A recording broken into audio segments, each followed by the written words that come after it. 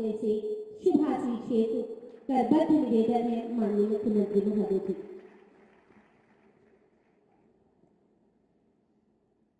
भारत माता की, भारत माता की, भारत माता की।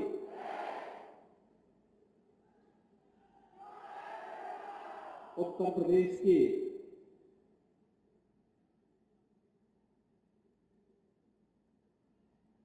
छात्र छात्राओं के उज्जवल भविष्य से जुड़े हुए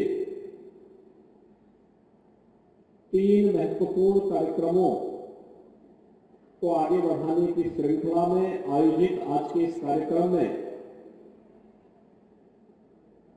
गोरखपुर में मेरे साथ मंच पर उपस्थित गोरखपुर के माननीय सांसद श्री रविकिशन शुक्ला जी, महापौर डॉक्टर मंगली श्रीवास्तव जी, माननीय विधायक श्री विपिन सिंह जी, प्रदीप शुक्ला जी, अपर मुख्य सचिव माध्यमिक शिक्षा श्री दीपक कुमार जी, जिलाध्यक्ष युधिष्ठिर सिंह जी, महानगर अध्यक्ष राजेश गुप्ता जी, श्री ज्योति प्रकाश मस्करा जी, आज के इस कार्यक्रम में उपस्थित विभिन्न विद्यालयों के सभी प्रबंधक और प्रधानाचार्यगण, वर्चुअली जुड़े हुए सभी माननीय जनप्रतिनिधिगण और प्यारे छात्र छात्राओं, आज एक साथ 3 बड़े कार्यक्रम को हम आगे बढ़ा रहे हैं, जिनमें अभी मंच पर आपने देखा होगा कुछ छात्रों को स्वामी विवेकानंद युवा सशक्तिकरण योजना के अंतर्गत टैबलेट और स्मार्टफोन का वितरण हुआ। इसके साथ ही गोरखपुर की 330 स्मार्ट क्लासेज को शुभारंभ करने के लिए प्रमाण पत्र वितरण का भी कार्यक्रम है और प्रोजेक्ट अलंकार के अंतर्गत गवर्नमेंट इंटर कॉलेजेज में, गवर्नमेंट गर्ल्स इंटर कॉलेजेज में या सरकार के द्वारा अनुदानित अशासकीय इंटर कॉलेजेज में भवन निर्माण के लिए सरकार के अनुदान कार्यक्रम को आगे बढ़ाने का एक नया अभियान है। इस कार्यक्रम में जुड़े हुए प्रदेश भर के हमारे सभी जो संस्थाएं आज इस कार्यक्रम के साथ जुड़ी हुई हैं, उसके भी प्रधानाचार्य और वहां के छात्र छात्राएं भी होंगी। इन सभी कार्यक्रमों के लिए मैं उत्तर प्रदेश के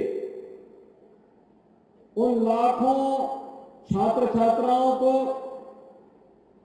जो इस अभियान से लाभान्वित होने वाले हैं, विद्यालयों को, उनके शिक्षकों को, प्रधानाचार्यों को और शासकीय सहायता प्राप्त अशासकीय विद्यालयों के प्रबंधकों को भी मैं हृदय से बधाई देता हूं, अपनी शुभकामनाएं देता हूं। 3 प्रकार के जो एक कार्यक्रम है, जिसमें पहला मैंने बताया कि टैबलेट और स्मार्टफोन 2021 में, नवंबर 2021 में हम लोगों ने इस योजना को प्रारंभ किया था। इसके पीछे का उद्देश्य था कि हम प्रदेश की अपनी युवा शक्ति को डिजिटली सक्षम बना सके।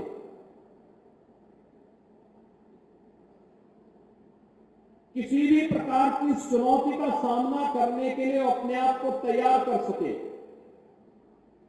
खासतौर पर जो चुनौती हमारे सामने आती है, वह चुनौती होती है, जैसे इस सदी की सबसे बड़ी महामारी थी कोरोना। कोरोना में स्कूल कॉलेजेस बंद हो गए, ठप हो गए। पठन पाठन बंद सा हो गया। उन स्थितियों में कैसे हम लोग इस कार्यक्रम को आगे बढ़ाएं?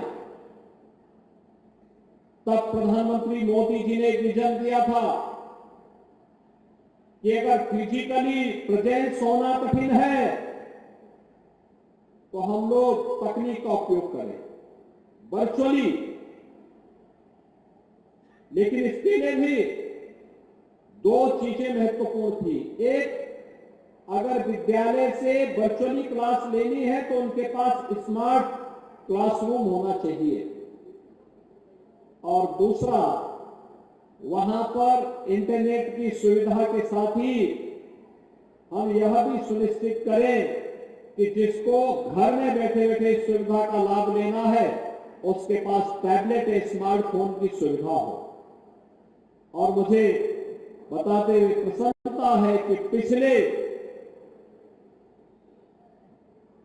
2-3 वर्ष के अंदर हम लोगों ने प्रदेश के अंदर 20 लाख से अधिक छात्रों को अब तक टैबलेट और स्मार्टफोन उपलब्ध करवाने का काम किया है, जिस क्रम में आज गोरखपुर में भी 4000 से अधिक विद्यार्थियों को यह सुविधा उपलब्ध करवाई जा रही है। बिना भेदभाव के हर युवा को, जिससे वह तकनीकी दृष्टि से डिजिटली अपने आप को सक्षम कर सके। आप इसमें देखेंगे आपके टैबलेट स्मार्टफोन में केंद्र और राज्य सरकार की युवाओं से जुड़ी हुई सभी प्रकार की, छात्रों से जुड़ी हुई सभी प्रकार की योजनाओं को उसमें जोड़ा गया है। आप अगर उस स्मार्टफोन और टैबलेट को देखेंगे तो उसके माध्यम से आपको केंद्र और राज्य शासन से जुड़ी हुई सभी महत्वपूर्ण जानकारियां प्राप्त हो जाएंगे, और उसके अनुरूप आप अपने आप को तैयार करके स्वावलंबन के रूप में अपने जीवन को आगे बढ़ाने में योगदान देकर के प्रधानमंत्री मोदी जी के विकसित भारत की परिकल्पना को साकार करने में अपना योगदान दे पाएंगे। एक टैबलेट और स्मार्टफोन वितरण का एक कार्यक्रम, इसमें हमें 2 करोड़ युवाओं को इस योजना के साथ जोड़ना है और यूपी को डिजिटल इंडिया मिशन के साथ देश के अग्रणी राज्य के रूप में स्थापित करना है। और इसके लिए इस बड़े कार्यक्रम में आज मुझे गोरखपुर में इतने युवा विद्यार्थियों के साथ जुड़ने का अवसर प्राप्त हुआ है, जिन्हें टैबलेट स्मार्टफोन प्राप्त हुआ है उन सबको मेरी बधाई। जिन्हें नहीं प्राप्त हुआ है वे इंतजार करें, उनको भी इस योजना का लाभ अवश्य प्राप्त होगा। इसके लिए मैं अभी से उनको अपनी शुभकामनाएं देता हूं। दूसरा है स्मार्ट क्लास का। आपने देखा होगा 141 विद्यालयों के 330 क्लासरूम में आज एक साथ स्मार्ट क्लास की स्थापना का कार्यक्रम भी CSR निधि से पैसा दिला रहे हैं।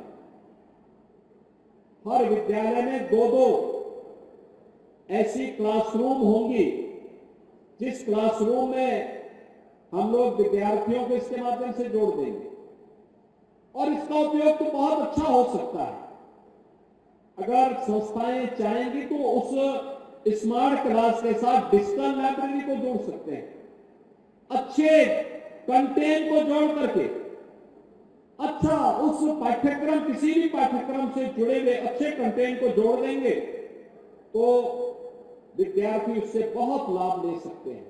और आज मुझे बताते प्रसन्नता है कि गोरखपुर के सभी गवर्नमेंट कॉलेजेस को, शासकीय सहायता प्राप्त कॉलेजेस को और अन्य महत्वपूर्ण संस्थाओं को भी इस सुविधा से जोड़ने का कार्य हो रहा है।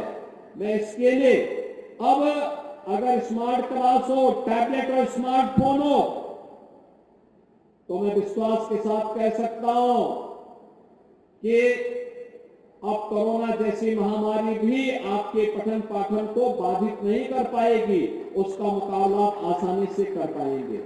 लेकिन याद रखना, एक टैबलेट और स्मार्टफोन रवि किशन की फिल्म को देखने के लिए नहीं है। ये विद्यार्थियों को अपने पाठ्यक्रम के कंटेंट को देखने के लिए, डिजिटल लाइब्रेरी के साथ जुड़ने के लिए और अन्य कार्यक्रमों के साथ। कितने लोगों ने रवि किशन की फिल्म देखी? उनको देख के मत खड़ा करना हाथ, वैसे बताओ, ठीक है। लेकिन ये इस फोन का उपयोग आप अपने पाठ्यक्रम में अपने आप को तकनीकी दृष्टि से सक्षम बनाने में, केंद्र की उन तमाम योजनाओं में क्या है, पीएम स्टार्टअप की योजना क्या है, पीएम स्टैंड अप की योजना क्या है, पीएम मुद्रा की योजना क्या है, ऐसे ही उत्तर प्रदेश के अंदर मुख्यमंत्री कन्या सुमंगला की योजना क्या है, वन डिस्ट्रिक्ट वन प्रोडक्ट की योजना क्या है, अब मुख्यमंत्री अभ्युदय की योजना क्या है।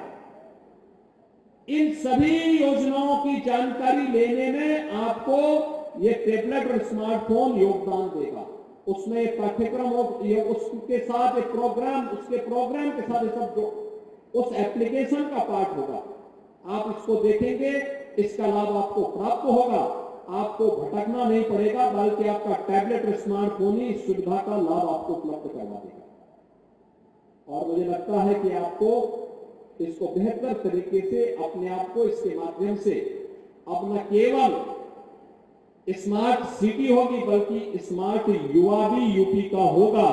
यह योजना उसी दृष्टि से हम लोगों ने प्रस्तुत किया है।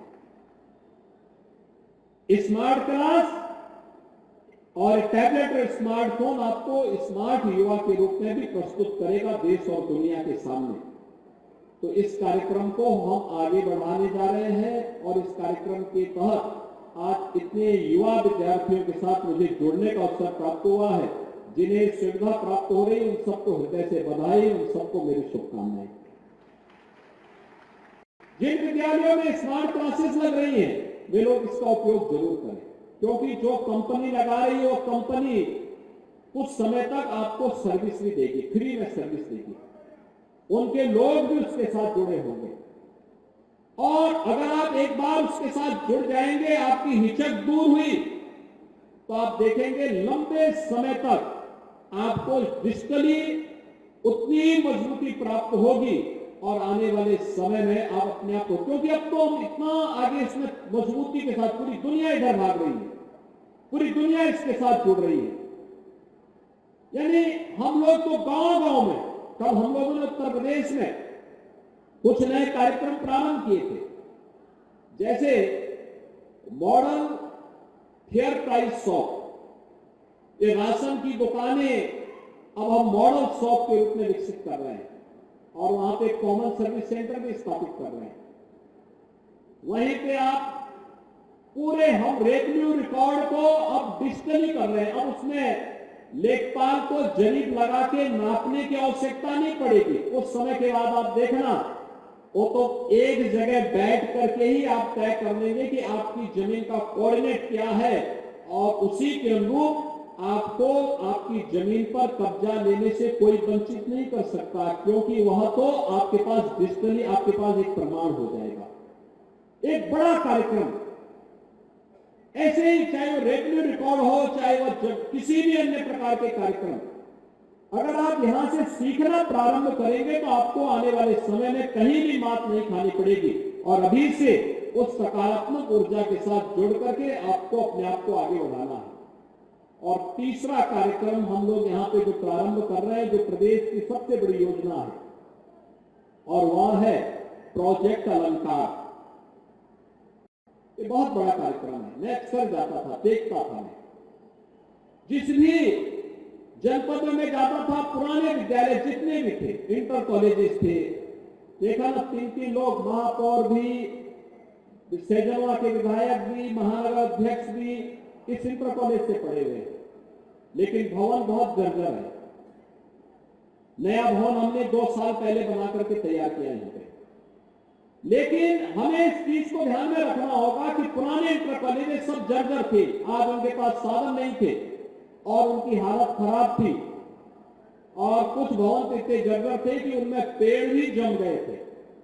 मेरी सबसे पहले विद्यालयों के प्रधानाचार्यों से भी और जो शासकीय सहायता प्राप्त और शासकीय विद्यालय उनके प्रबंधकों से मेरी अपील होगी कि उन विद्यालयों की नियमित साफ सफाई की व्यवस्था वे लोग किया करें, पेड़ न उगने दें, बरसात के पहले भी और बरसात के बाद भी छतों को साफ करके रखिए, नियमित साफ सफाई की व्यवस्था होनी चाहिए, साल भर में एक बार पुताई रंगाई का कार्यक्रम कराना चाहिए जिससे लंबी आयु उस विद्यालय की हो और वह एक लंबे समय तक, लेकिन 70 साल, 100 साल, 90 साल, 60 साल पुराने विद्यालयों की स्थिति रख रखाव के अभाव में भी जर्जर हो गई थी और इसलिए हमें भय लगता था ऐसा ना हो कि इसके कारण कभी कोई भवन जर्जर हो जाए, गिर जाए, जनहानि हो जाए, किसी छात्र को, किसी शिक्षक को नुकसान हो जाए।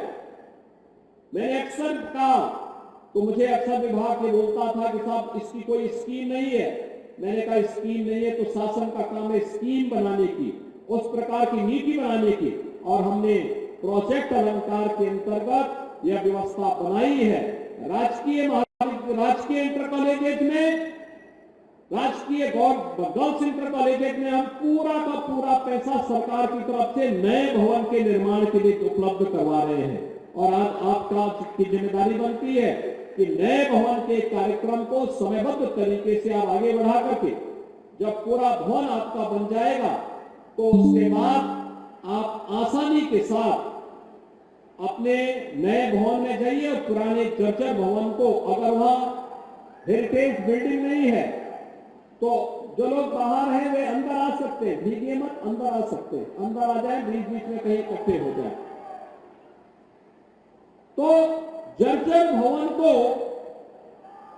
अगर वह हेरिटेज बिल्डिंग नहीं है तो उसको हटा करके, और अगर हेरिटेज बिल्डिंग है तो उसको फिर से प्रशासन के साथ संवाद बना करके उसके रख रखाव की व्यवस्था हो, उसकी सुरक्षा के लिए भी उस प्रकार के उपायों को हमें आगे बढ़ाना चाहिए।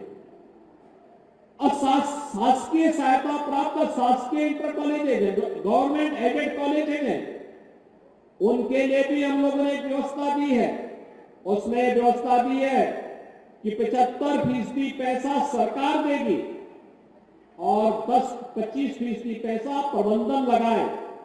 इसमें वे CSR से भी, विधायक निधि से भी, सांसद निधि से भी पैसा ले सकते हैं और उस पैसे का उपयोग वे सबसे पहले विद्यालय में विद्यार्थियों की सुविधा के लिए अच्छे बिल्डिंग बनाने में करें, डिजिटल लाइब्रेरी बनाने के लिए, बालक बालिकाओं के लिए टॉयलेट बनाने के लिए उसका उपयोग करें, जिससे अच्छे विद्यालयों का निर्माण किया जा सके और वे लोग उसके माध्यम से उनके अच्छा भवन हम दे देंगे तो भवन अच्छा हो तो स्वाभाविक रूप से कोई भी खतरा फिर नहीं। हम उसमें स्मार्ट क्लास भी दे सकते हैं, डिजिटल लाइब्रेरी दे सकते हैं, अच्छी लेबोरेटरी स्थापित कर सकते हैं, अच्छे कार्यक्रम उसके माध्यम से हम आगे बढ़ा सकते हैं। आज प्रदेश भर के पूरे कार्यक्रम का शुभारंभ यहां से हो रहा है, जिसमें 69 विद्यालय तो अकेले गोरखपुर मंडल के हैं जिनको पैसा जारी हो रहा है। इसके अलावा प्रदेश के हर जनपद के गवर्नमेंट कॉलेजेस में ये कार्यक्रम आयोजित किए जा रहे हैं, जहां के माध्यम से ये धनराशि उन संस्थाओं को जारी होगी। और मैं इसके बारे में कहूंगा कि सभी विद्यालय इस योजना का लाभ जरूर लें। सरकार पैसा देना चाहती है, जर्जर भवन नहीं होने चाहिए, किसी शिक्षक को, किसी विद्यार्थी को नुकसान नहीं पहुंचना चाहिए और अच्छा भवन बना करके, अच्छा इंफ्रास्ट्रक्चर खड़ा करके इस बात को आगे बढ़ाएं। तीसरा, संस्कृत इंटर कॉलेजेस के लिए हम लोगों ने व्यवस्था की कि 90% पैसा सरकार देगी, 10% पैसा प्रबंधन लगाए, वे भी अच्छा भवन खड़ा कर ले। संस्कृत विद्यालयों के लिए भी ये व्यवस्था अलग से दी जा रही है। यानी एक अवसर है जब हम शासन की योजनाओं का लाभ लेकर के एक नए भारत में, नए उत्तर प्रदेश और नए उत्तर प्रदेश में नई शिक्षा की पद्धति को आगे बढ़ाने में, जब राष्ट्रीय शिक्षा नीति देश के अंदर लागू हो चुकी है, उसके अनुरूप हमारे भवन भी दिखने चाहिए, हमारा इंफ्रास्ट्रक्चर भी दिखना चाहिए, हम भी उसके अनुरूप दिखने चाहिए। आज की इस वर्तमान प्रतिस्पर्धा के युग में हमारा युवा भी दुनिया में किसी से पीछे नहीं है इसके लिए हम अपने आप को तैयार कर सकें, इसके लिए हमारे युवाओं को अपने आप को तैयार करना होगा और युवाओं को तैयार होने के पहले संस्थाओं को इसके लिए अपने आप को तैयार करना होगा। और इसीलिए आज हम सब आपके बीच यहां पर आए हैं। आज सरकार कितना अच्छा कार्यक्रम करा रही है। हम लोगों ने एक व्यवस्था प्रारंभ कर दी, बहुत अच्छे ढंग से तैयारी की है और तैयारी भी किस रूप में प्रारंभ की है। आज याद करिए, जो बच्चे पहले देश के अलग अलग कोने में प्रतियोगी परीक्षाओं की तैयारी करने के लिए जाते थे, आज हमने अभ्युदय कोचिंग के माध्यम से हर जनपद में अभ्युदय कोचिंग की व्यवस्था हमने प्रारंभ की। और अभ्युदय कोचिंग का संचालन कौन कर रहे हैं? जो लोग किसी प्रतियोगी परीक्षा में सफल होकर के आज सेवा दे रहे हैं, उसमें आईएएस भी है, आईपीएस भी है, पीसीएस भी है, पीपीएस भी है, नीट के माध्यम से बने हुए डॉक्टर भी हैं।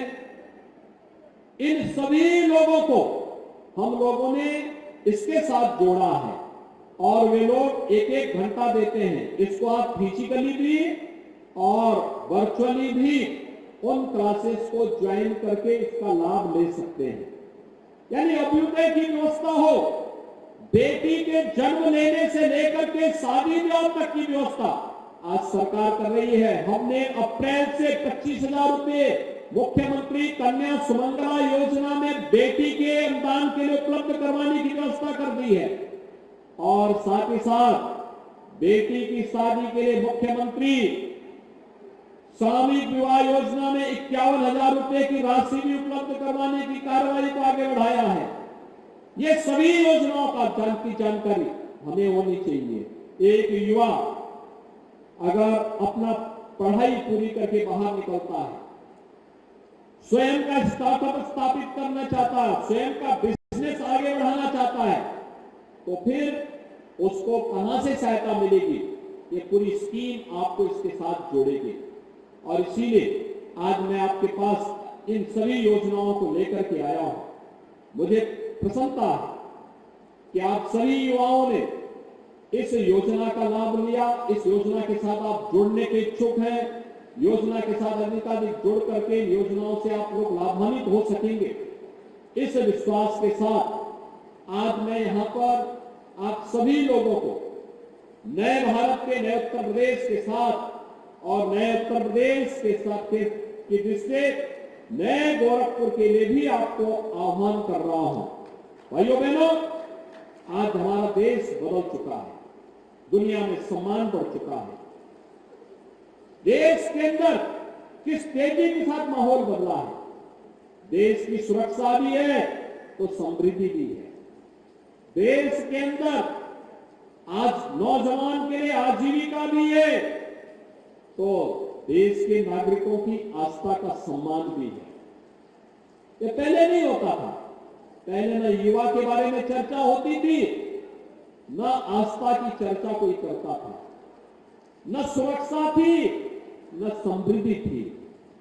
देश में असमंजस की स्थिति 2014 के पहले रहा करती थी, लेकिन आज ऐसा नहीं है। आज तो भारत दुनिया की पांचवी बड़ी अर्थव्यवस्था है। और याद करना, 24 में इलेक्शन होने जा रहे हैं। इसी मार्च महीने में नोटिफिकेशन जारी होगा। नोटिफिकेशन में जब चुनाव के परिणाम चुनाव चलेंगे, उस समय हमारा नारा होना चाहिए, फिर एक बार मोदी सरकार, फिर एक बार मोदी सरकार का मतलब 2024 में, जब मई 2024 में प्रधानमंत्री मोदी जी तीसरी बार देश की बागडोर संभालेंगे तो भारत दुनिया की तीसरी बड़ी अर्थव्यवस्था के रूप में आगे बढ़ करके एक विकसित भारत की परिकल्पना को साकार करेगा।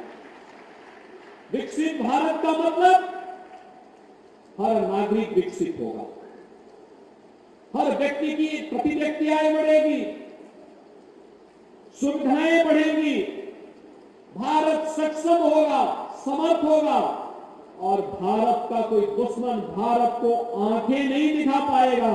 जो आंखें दिखाएगा तो उसको भी सबक सिखाने का काम करेगा। इस प्रकार की व्यवस्था हमारी होनी चाहिए।